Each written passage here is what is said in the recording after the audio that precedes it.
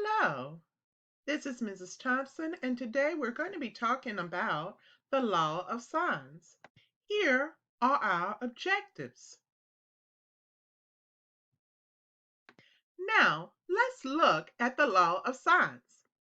In the law of sines, capital A, B, and C are the measures of the angles inside the triangle. And lowercase a, b, and c represents the lengths of the sides opposite the corresponding angles.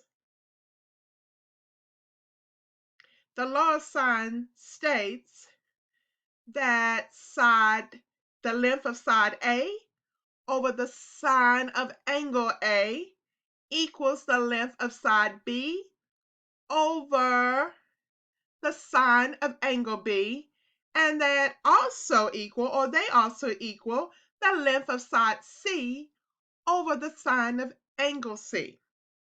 These three fractions can also be expressed as reciprocals. Most importantly, we can set any two of these fractions equal to each other, and that will form an equation. And of course, with any two fractions set equal to each other, we have four pieces of information, two numerators, two denominators. As long as we know the measures of three or the amounts of three of those pieces, leaving us with just one unknown, the law of sine can be used to find that unknown. And that is the purpose of the law of sines. More precisely, the following information is needed to use the law of sines. 1. The measure of an angle must be known. 2. The length of the side opposite the known angle must be known. And 3. At least one more side or one more angle measurement must be known. Based on the three criteria required to use the law of sines that was just shared with you on the previous slide, pause and work out the problems on this slide. Decide whether or not the law of sines can be used to solve each triangle. Now, let's check your answers. I'm going to start with problem B. So yes, with problem B, you may use the law of sines.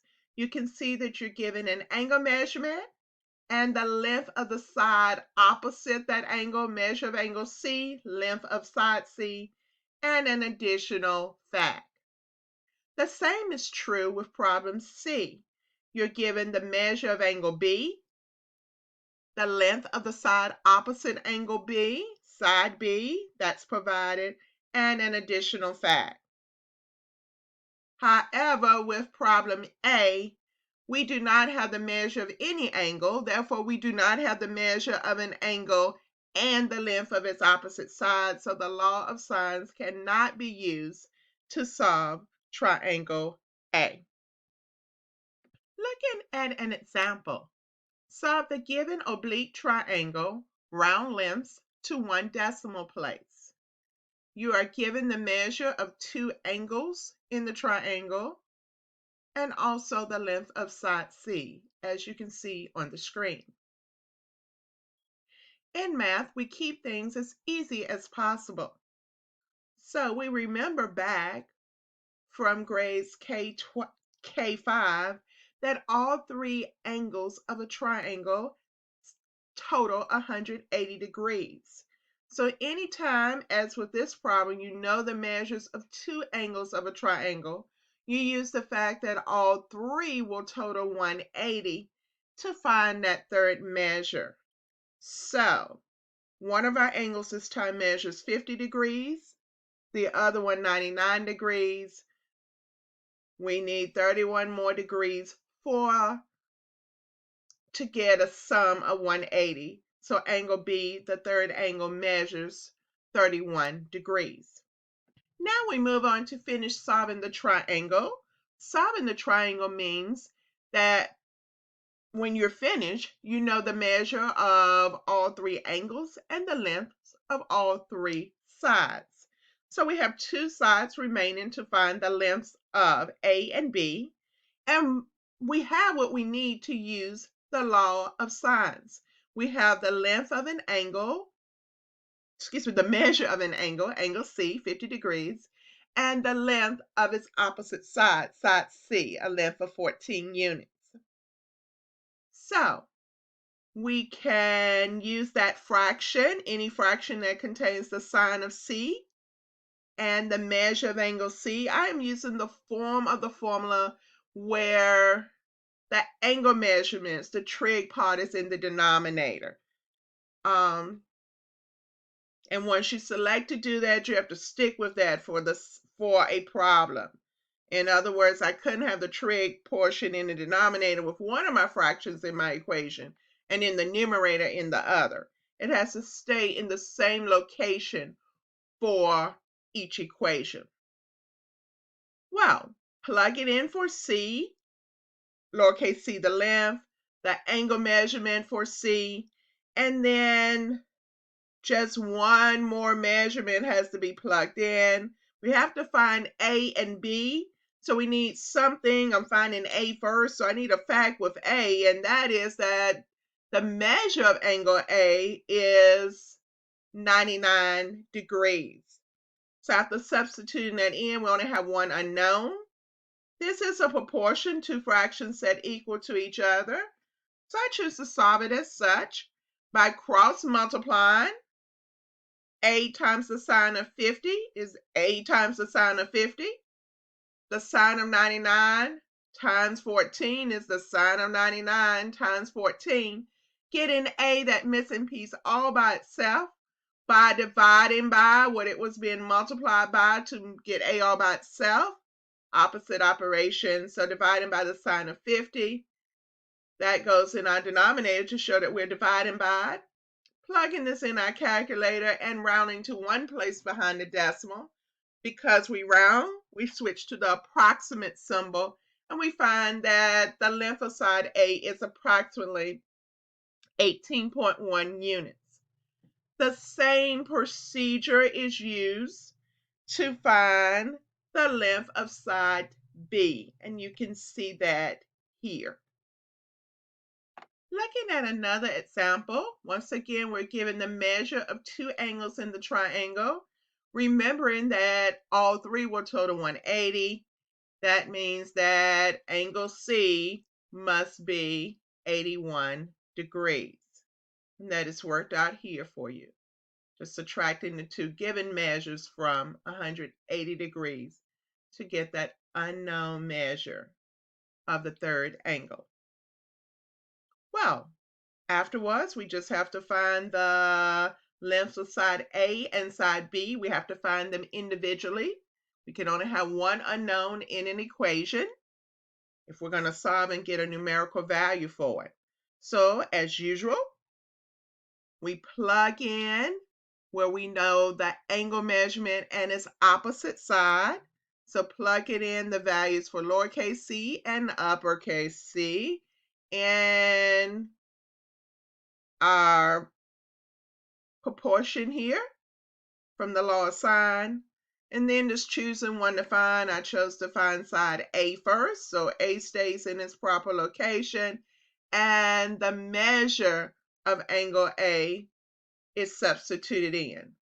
Again, we cross multiply along the diagonal that has no variables, and then divide by whatever our variable is being multiplied by to isolate that variable in our equation.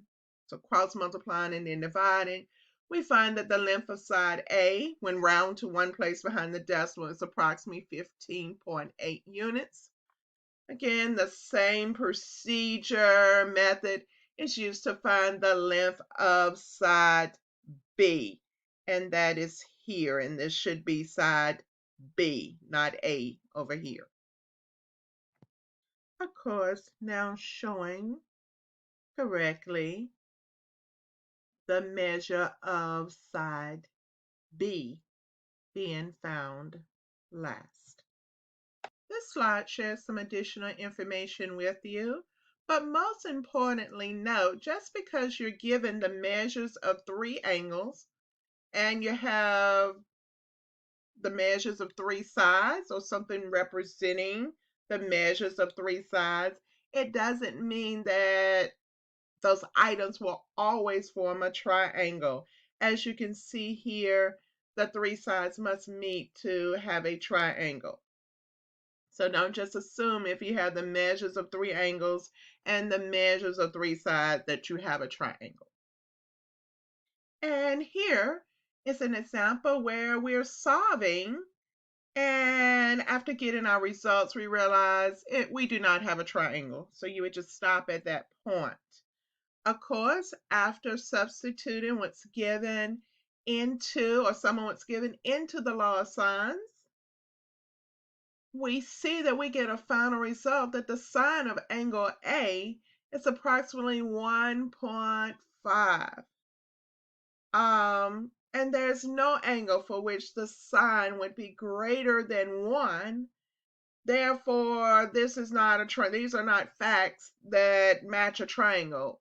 This is not a triangle, so you can't solve something that doesn't exist, and the problem is complete. Here's the last little something to watch out for when using the law of sines, and that is sometimes after solving your proportion, you end up with two angle measurements. So, for example, here we're finding that angle B has two angle measurements initially, or two possible angle measurements, but only one will work. So you can only move forward with that one. So quickly looking at this problem, what was given and known, that pair, the measure of angle A and the length of side A is substituted in. Moving on to find the first missing piece, which is the measure of angle B, leaving that variable there in our law sign, and in the denominator, plugging in for lowercase b its length, which is 20. Cross multiply and divide as usual. We get the sine of B is approximately equal to 0.4285, but there are two possible angles, or two angles with that measurement, 25 and 4/10 degrees, and also 180 degrees minus 25 and 4/10 degrees, which is 154.6 degrees. However, we know all three angles in a triangle must total 180. If we add the 154.6 degrees to the other angle measurement we already know, which is 40 degrees, we learn that that amount is too large. We're going to exceed 180 degrees when we add. So we just trash that amount. We then know that the measure of angle B is 25 and 4/10 degrees. And then you move on and solve the problem as usual. And you can see that here. Once again, we end up with a situation of two values for an angle measure after using the law of sine. This time it results in two possible triangles because using both angle measurements, adding them to 35, there's some remaining amount that still you could have three angles adding to 180 with both of these angle measurements for angle B. So you end up with two triangles, and you would solve both.